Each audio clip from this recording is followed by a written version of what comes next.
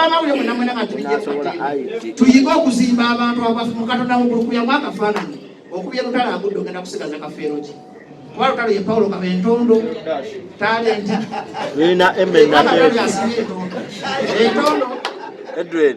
tulinawo emmenate okuyigiriza ate Lutalo ennyimba ze nga sizakujubisa n'obuyonjo baye muyimbi asinga okulumya obulungi era ekisumba muganda wange Chameleon nakimugane kati yaterera kubanga oli superstar kweyo level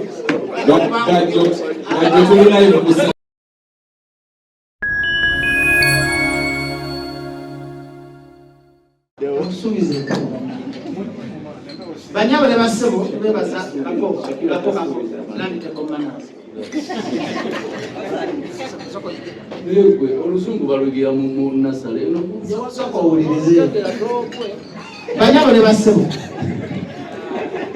ali ku bombozi professor Bajjo mbadde nakyo professor kalina kufuka professor mutuufu nzere David Lutalo no wala nali nyingira endongo banakamala senior 6 bia 29 jeneke binazibiza mama mmoja tunasoma kuwekeza siri bili mwenda nenda kutoka banya ndio tubele serious kama atubanya bino byejogera bituufu ateze mumanyi siri nga kisogera kabapana bili mwenda kana kamala senior 6 ngwata na Luvule college jina kutwala lili muduka tuagano kutoka senior 6 kituufu waje bili mwenda kana kamala senior 6 nga nyingi ndongo omuntu eyasooka okunyaliriza mu ndongo ambaye umikadde Lutalo amujukiza maiza kwa nakijukira ana jajjake ebyuma mumpe microphone entuufu kubanga ngenda kwogera byange nziroka mu kirasi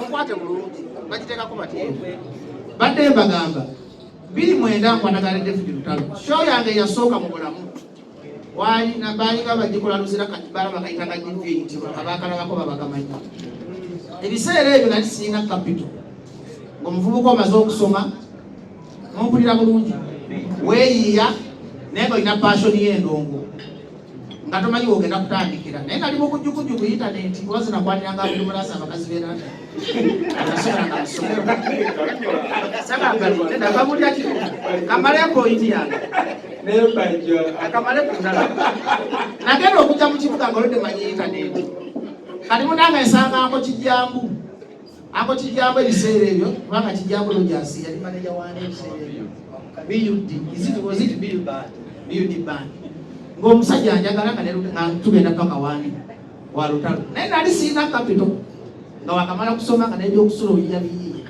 nengera netuukira binono byejogera si byakateeka ziwe mmanyi gasogeza kuteeka natuukira Lutalo n'ampa show eyasooka nendowooza nti annimba naye nga nayogedde n'omugagga w'ebbala ya G8 bamuyitanga Gerald bayalagawo bayafo bajali wali luzira Lutalo nangamba ngenda kujja nyimbe natwade emitwalo ameka 2 okujja okunyimbira ku show ki kushe zaali ziwera saawa 2 ez'ekiro Lutalo yali afuga emmotoka yali gaya namulabirawo ku G8 ng'akoze eki si ebisena bya gaya okuva olwo ntuuka wajja abimuliza twateesa 2 bwe yajja n'agaana sente n'agamba amaleyo nze nyumya n'agamba ngenda kuyimbira ku show bwereere kubyamu akafaananyi oli muvubuka weeyiiya naye omuntu azanga mirimu agakoze eki kati relationship yangawo yatandikira nani ne David Lutalo buli show gyozizekannanga Lutalo n'ampanga mukuzi bakutola abayimbi bejagala okwebaza mu kamera wano David Lutalo yenambe mwasooka atako yali molini nantume yali molini nantume ne Kenzo oyo yanyambamu agenda kufa malaria naye ate yakola obululu bwa ssente era kodivyaiti wenyini era Kenzo wadde yatwala ssente zange ez'obwavu naye yatuukiriza obuvunanyizibwa n'akola ki kakati kiba kya busiru nnyo mukasa alifuusi Bajjo ow'ebbajjo obutajjukira kinakola ki ate kamabulire ekyama kya David Lutalo mu bangi temukimanyi David Lutalo alina empisa abayimbi bangi abalina talenti nga wala abandi badde bakabi nga bagwa dda ku myaka gya David Lutalo omuntu okuyimba mu Uganda olabala emyaka 15 oyaba ine ekyama basinga balowooza ebibaddogo ebintu ebikola music industry kati kanjogere nga professor mpisa David Lutalo ne bwakwata sola mulamu kamera ati yakwanye no aba yingira do bisira nkolo nyitano yayingira okujjako sibi yako abayingira lo okujjako sibi yako akumye erinnya lye nga liri straight David Lutalo yayimba oluyimbe ngwaye kato yannuma yantama kati kanjogere mubuzaabuza munange oluyimbe olwanyamba nnyo okutafuna sirimu ebiseera bibika twakolanga muzikiri ete obuwala bukola ki bwe nalaba ng'oluyimba lwantao ne message erimu ne ngamba okuva olunenjigo okwambala obupiira era Lutalo omwebaza yatuwa message y'amaanyi omulanga tukyali bavubuka balamu nga negye tukola ki tulabayo mu Uganda wano zeno badde ayisinyubisa omuntu waba mukwano gwange ankoledde byanaakolera ekisiru muyisaamu ki egaali kubanga nze mbeera straight mumpuliriza bulungi mu Uganda wano sinnalaba muntu ayimba nga David Lutalo nga bwayimba ku CD bwayimba ne ku live Lutalo mu nkola entuufu nga si byakujubisa ye yasikira omugezi Paulo Kafeero bagamba bawulira ku mugezi Paulo Kafeero yeddoboozi ekkalu gye twasigaza abayimbi bonna muyimba naye temunatuuka kuwanika Lutalo bw'asalawo okuwanika ddoboozi ogamba muyitibyo stone nze nabagambako emboozi yamagwa abamuntwalanga ab'okusaaga tisinga Lutalo yali Nigeria yandibadde bana bwayiwa Afirika ompulira bulungi ekugamba nga si kumuwaana nti ayina talenti oba kyonna kyotegedde nange nti Lutalo ayina talenti amanye ennimi ali multilanguage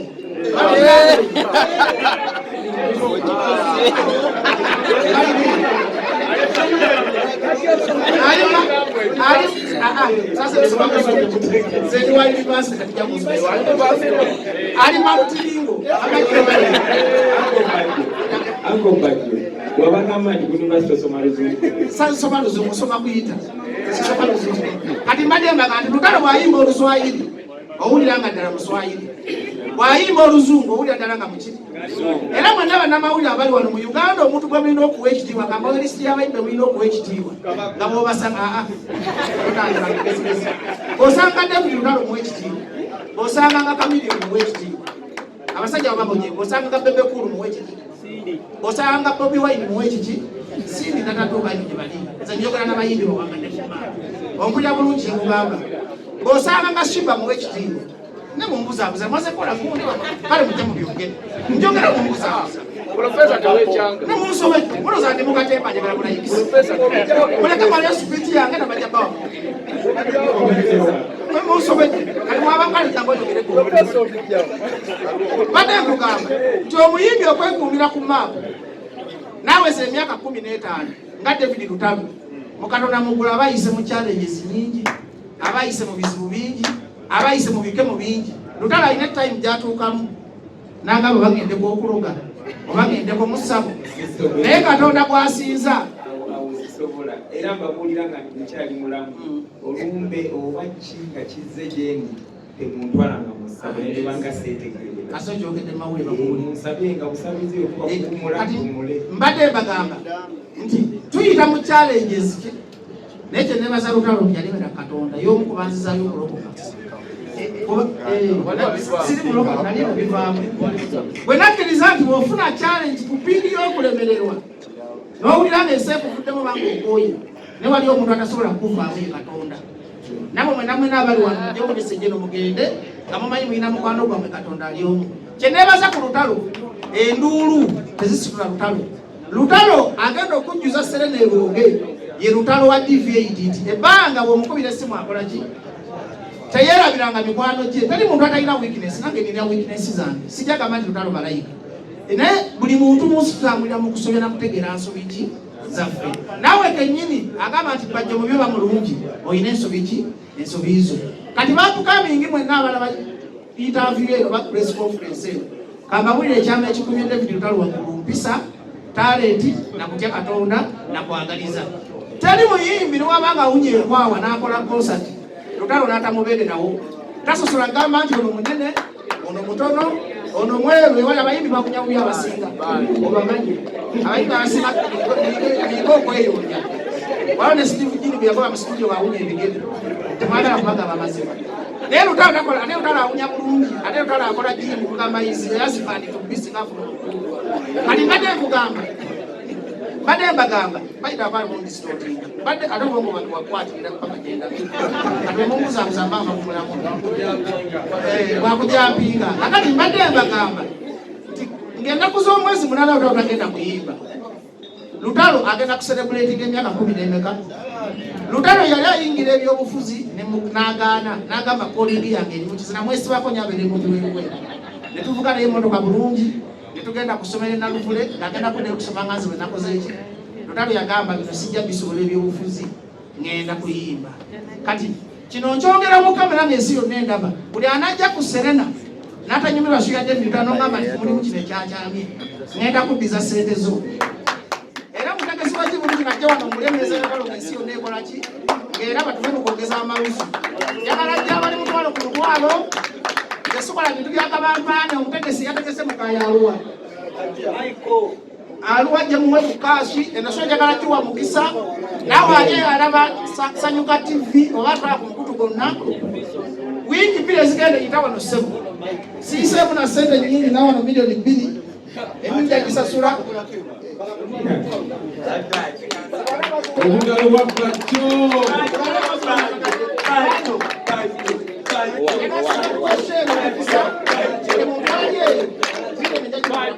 Bajjo.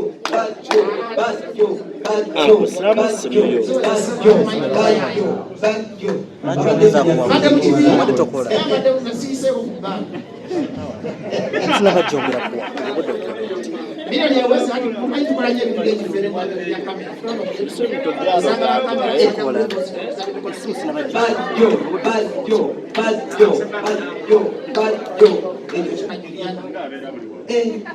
Ndaba abayimbi bameka nakoze likodi nengule meza ya Shiba kubanga Shiba yayiga nnyo okuyimba ennaku zino bala malenga kufuna lukuta ayimbe kubanga ayakoma Lutalo mu ddoboozi Milioni 2 ziweze era omutaka sike namuweereza milioni yo nakulalo kati nakola ki ndowooza kusheeyo kusaba kutuula mu maaso kubenga mukola ebintu byakabamba Tiketi tutogisabe tiketi za mzee wano leta wano tiketi za sendo zitwala kadole senti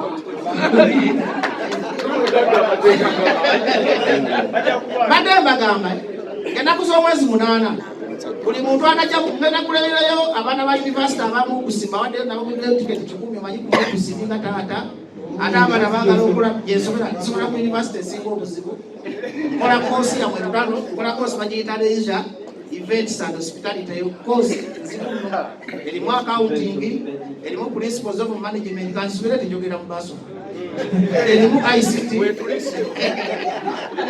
ICT nabulira nno mwamanyi mugane mu nyoma ebintu erimu introduction to leisure ne accounting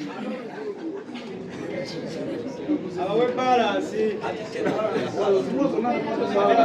tembo zange tiketi zange nzifunye bulungi tushaya David Lutalo ennaku z'omwezi nga 8 era ng'era zigaba ziri 8 taata tiketi nayanza ssebo omutegesi era tukusabira emikisa swingo Abamuwadde 8 apadde 8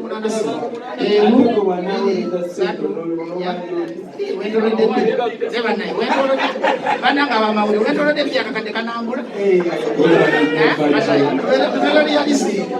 njagala kuva kazindalo wano abaana bakole ki naye abayimbi mwenna sanze kubagulira kwasinze kitamu waliwo akatalo kale akagenda ku social media kemwogeddeko omuyimbi wamuwuli sagala kuletaatalo kusuyali abayimbi mwenna olina okuba n'omutima omulungi nze ngenda kukola ekivulungu ennaku z'omwezi 8 Busoga tutte bayimbi bampisa Mukafirigo Band David Lutalo bamisaaki baswangisa avenue tulina ekivulu kyaffe kya Busoga wano ekyendekero era NDS ekitegese nesanyuka ki naye promota wekwata esimu ntunda mu simu neŋŋamba Lutalo yeeyisa atya abuuma ekigambo ki pulisiti yange Lutalo yasooka kubanga tubala abayimbi abakola ssente abamalayo Lutalo akuba Serena nange anaakuba ne Maria Freyawa abayimbi bamubalenga bajja ne bajjuza Serena ebweru ne bakola ki waliwo ne yajjuzaako olugogo n'agenda empola n'afuna 10 mwameka mwataana bino nenjogera ndi promota ate ndudde mu ndwenge no nkikola ki kati bwe muba mulina chansi ya David Lutalo ng'amalayo lwaki mumukuba lwaki temusobola kutunulira birungi byakola nga temunatunulira nsobiize ffenna tugizigagana kakati nsaba music industry tugize waggulu bannamawulire mutuyambeko temuddamu kupositinga bintu bissa muyimbi mumuyina twafiirwa Paulo Kafeero n'agenda basudde n'agenda. Muzeeyi Sebata yaliwo ne Sebata yagamba ekigambo ekimugaana okuyimba. Kafeero ne basudde olw'akulina gwa kompiitinga naye. Tasobola kuyimba na kazibu ekapu okubasinga ttoze. Tasobola kuyimba na waluka gasinga toki. Kati bwe mukuba balutalo ne bavaawo. Abantu abateeka music industry yamwe waggulu. Ne mubawandikako ebintu ebikyamu abantu babakyawe mu Katonda muguluma mwekuba mwekka. Kati singa olutalo taliwo kamera zino zonna zanditunudde mwana. Njagala tubeere nationalistic. Njagala tukule. Bannayuganda abandaba ku TV. Tuyige okwagala product zaffe. Nze bwe mundabanga nvuddeyo kuba omuyimbi sikuba muyimbi atalina ab'obusobi. Sisobola kuba muyimbi akoze ensobi emu babbiri. Omuntu era bwe mumpulira ngamba aba n'omutima omubi, nze kasita aba n'omutima omubi. Ne waba lutalo ng'alina omutima omubi era nsigadde nkola ki? Nze Bajjo sirina mukwano gwange ge mazima. Kobe maama wange yanza n'abba school fees wa taata nga nyingira ebidongo. Naye taata yansonyiwa ekintu yafa akutte ku mukono n'aŋŋamba singa tewazikozesa bulungi ng'obadde muyayi wagenda mu kwagala abakazi na bidongo n'otokubeera bulungi nandifudde kutaddeko ekiku. Yansonyiwa kwata mugamba amaki. Namugamba taata obadde okita b'oyagala nsome simusobola. Omutwe gwange temusobola sciences. Kanyingire mu bintu byekola ki? Kuba yali ayagala nfunge dokita. Kakati ab'amawulire mwenna mwena nga tulijja tuyige okuzimba abantu abafu mu Katonda mu kulukuyamu akafaananyi. Okubya lutalo agudde ogenda kusigaza kafeero ki? Kuba lutalo ye Paulo Kabentondo talenti. Tulina emmennateefu. Entondo tulinawo emmennateefu. Okuyigiriza ate lutalo ennyimba ze nga sizakujubisa n'obuyonjo baye muyimbi asinga okulungi obulungi. Era ekisukwa muganda wange Chameleon nakimugane kati yatere. Kubanga oli superstar kweyo level. Bajjo tulina live kusanyuka. Tulina live kusanyuka. Mukatema mwa basanyuka. Kale bagamba kampe kazitalo kuno. Ngamaliriza. Banayo Chameleon nja kunyonyola. Ebigere byatere. Bade kugamba. Temuseka mbadde nkugamba kavaka zitalo kadde bitalo. Bannayuganda mwenna abanda bakusanyuka badde simanyi tulinayo. Mujje mwagire talenti zammwe. Kamalage bano abayimbi temubavanga mubanga. Temuvanga mu David Lutalo. Temuvanga mu Shiba. Temuvanga mu Spice Diana. Temuvanga mu Shakira ndi mugongo. Temuvanga mu Kaziwe Kapo. Kaziwe Kapo mulaba. Mubaka donka muteri amusingalizo. Bobanga oyagala Kapo okumulaba nti muyimbi nnyo ajja kumala kufa mulaba omugaso. Kadize Bajjo ndimala kufa ne mulaba omugaso gwange. Temuvanga mu basajja ba Firigo Band. Temuvanga mu basajja ba Eagles aba Pizza. Kale kamaleyo misa akisema kula kalutaya abo temukola ki. Bamuzeeyi Sebata temukola ki. Bonna bonna tubawagire kula maani waffe tumuwagire. Obuyimbi waffe manager waffe. Era tujja kukolera kosa gyennene naye. Kale bamemba na munamba